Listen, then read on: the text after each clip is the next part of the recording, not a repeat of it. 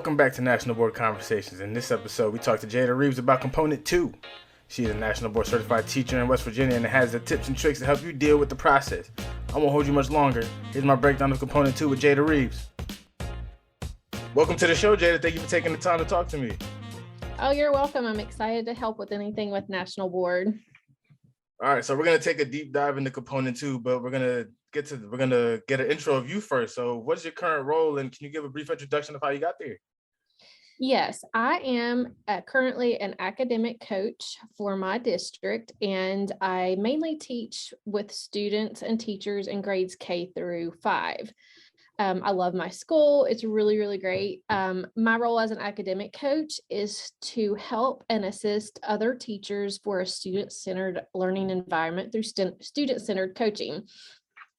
I got this position a couple years ago. I had been in a classroom for several years. I was also a Title I teacher, and I feel like my calling as a professional is to help mentor and help other people through collaboration and being encouraging.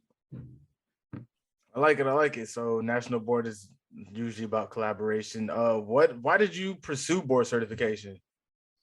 Well, with my own story, I did not want to be a teacher anymore. And this was before the pandemic. I was burnt out. I was exhausted. It was just a really hard time. And I think it was either year 8 or 9 for me. And I just remember, I was in this classroom and I was like, I can't do this anymore. Something has to change. And I knew that there was a National Board mentor in my building. And as soon as I was done in that class, I went straight to her office and I said, I'm ready. I've got to do something different. And by pursuing this, I knew I always wanted to do it, but it seemed like life got in the way. And, I had children and, just wasn't ever ready for it. But that was the moment I was. And totally transformed my teaching. I remember that I got my passion back. I love teaching. Even through the pandemic, it's tough, but I'm here and I'm doing it. I got certified in early middle childhood literacy. That's my expertise. And I've went a lot of places and had a lot of opportunities by becoming National Board certified. So what was your journey like? Did you have any stumbles along the way? While I was getting my certification? Yeah. Okay. I guess the main thing, because I said life gets in the way, life happens, and I deal with this with the candidates that I mentor through the process. My grandmother was very sick during that time. She had Alzheimer's, and I was staying the nights with her at hospice. She was moved to hospice, and I was at one of my meetings, and I had literally just left hospice, and they said, you need to come back. So I left, and she did pass away in the middle of my journey. But she was a teacher. She was a first grade teacher for years. And I knew that she would not want me to give up because she was feisty. And she was not one of those people that let anything go. So, I took a week off because it was December. I think it was December 15th or 16th. And after Christmas, I started right back up. I did all 4 components in 1 year, and I did certify. But in the back of my mind, as a single mom, I had 2 toddlers taking care of my family. So I did have a lot of stumbling blocks, but I wasn't going to let anything get in my way, because once I decide to do something, I'm not stopping. That's amazing. And now you're here with a National Board Certified teacher. Yes. Congratulations. I'm actually doing my MOC this year. Oh, so, amazing. Good luck. Yes. For you. Yes. So we're going to jump into Component 2 now. So can you give us an overview of what Component 2 is? Yes. Component 2 is basically differentiated instruction. And just being able to realize what your students' needs are and how to help them. Because we know as educators, not all of the students come to us ready to learn at the same time. I always think of that analogy about popcorn, and they all go into the same pot at the same time, but they all pop when they're ready. And that's kind of how component 2 is designing your instruction to meet the needs of different students And it's going to be very different. You're still teaching the same content. You just have to teach it in a different way to help those students in their learning modalities. So what are some considerations educators should keep in mind when preparing for component 2? Well, if you are not differentiated instruction, that is the first place to start. Believe it or not, I work with a lot of educators coming to this process, and they go through my cohort, and they're not used to doing that. And it always, I think that that's the common ground, but it isn't. So coming prepared, and hold on, can you stop that? And I'll answer today. And normally we don't have all of these. I forgot where I was at. We were talking about differentiated instruction. Okay. So coming to the national board process and being open-minded and knowing that you are a learner through the process is the main key, because this is what makes you as an accomplished teacher, is going through this process. And if you're not doing it, it forces you to. So differentiated instruction, just knowing where your students are at. And it's not always about observation. So some of my advice and tips to other teachers is, you do formative assessments all the time, but it kind of C2 kind of teaches you how to use those assessments to target the students that you have and pinpoint that a skill area that's a deficit or where they need to learn. So you can start where they're ready and then build upon that. So do you have any resources that you would suggest for educators when they take on this component?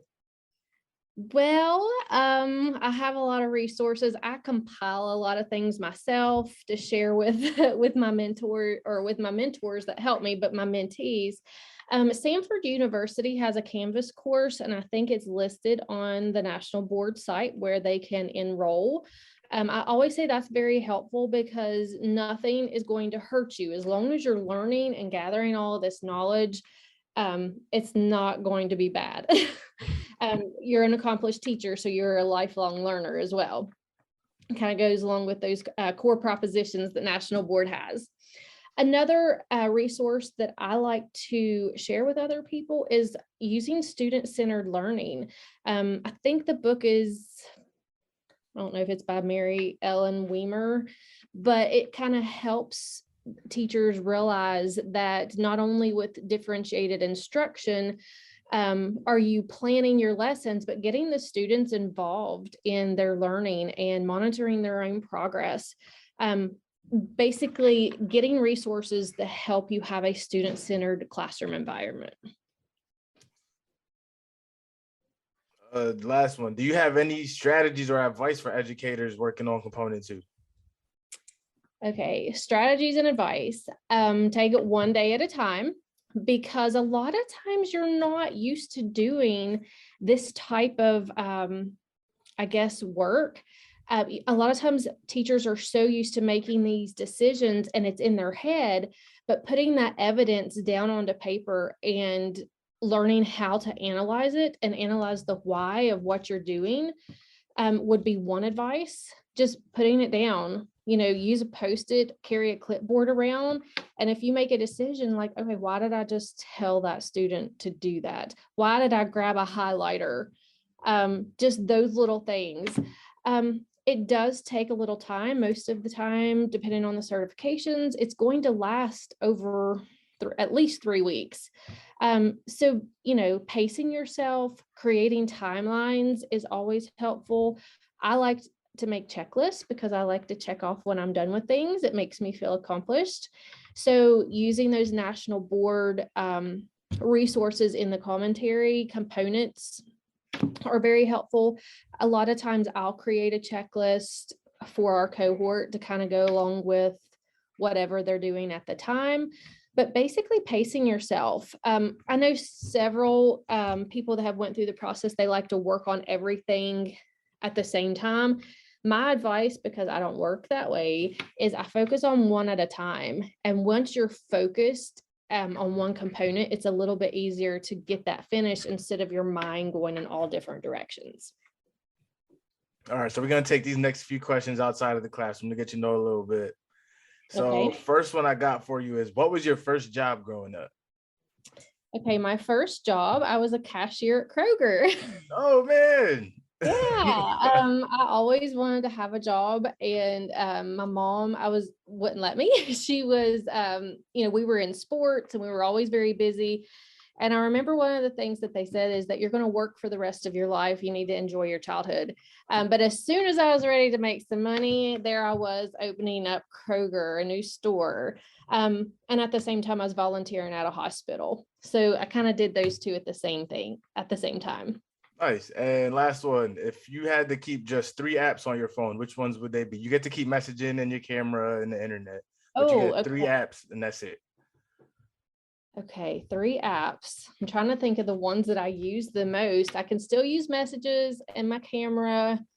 I guess one of my social media apps, because I learn a lot about other teachers' recipes, because I like to cook, exercising. So like at least one of my social media apps, I would not be able to live without. You're gonna die on this one. Am I allowed to keep my calendar? Yeah, for sure. Okay. I could not live without my calendar, and I did something on my phone the other day and it deleted, and I texted my husband and I said, "Oh my gosh, I deleted everything off of my calendar. It's all gone." I was like, how am I going to keep up with my life? Because everybody in my family is a different color. So my daughter's in dance and all of her things. My son is a wrestler, football player. My husband's a coach. He's also a teacher. My mom lives close to me. I have 2 dogs and 4 cats. So everybody has a different color, and I would have to keep that app. And I'm actually just going to look down at my phone because I'm trying to, okay. My other one is my Kindle, because I read a lot, and I would not be able to survive if I wasn't able to read any books. So you got a book recommendation? Oh, I read 100 last year. So yes, I read a lot. I guess one of my favorite books that I have just finished, let me tell you the name of it. It's been my favorite this year, and it's really, really short. It is called The Deep by River Solomon. And it's a little bit about how when the slaves came over from Africa and some of the bodies were thrown overseas, and it talks about this creature, of course it's fiction, about how he remembers all the memories of what those people went through. And it is heart-wrenching. It is, but it's called The Deep by River Solomon. And if you want a touching book, I still can't get it out of my head. It was the first book of the year, and it's still been my favorite out of the 15 that I've read so far this year. Hey, you read 15 books this year? I have, yes. I'm still trying to get through my first. Well, thank you for taking the time to talk to me. This was a lot of fun, and I got a book recommendation to go get now. You said The Deep by River Solomon. By River Solomon. All right. That sounds like a really interesting book. So it's definitely on my list now. All right. Well, I hope you enjoy it. And anybody listening, I hope they enjoy it too. All right, well, thanks, Jada, for taking the time. We'll definitely have to do this again. All right. Thank you. Reminder, the tips talked about on this episode of National Board Conversations are not official National Board content and are not guaranteed to help with achievement. They are best practices provided by National Board Certified teachers to help candidates going through the process. Thank you. What a useful conversation. I hope that was able to answer any question that you may have. I just want to thanks again to Jada for joining the podcast, and thank you for taking the time to listen. Be sure to follow us on social media for all your National Board related updates, and we'll see you next time.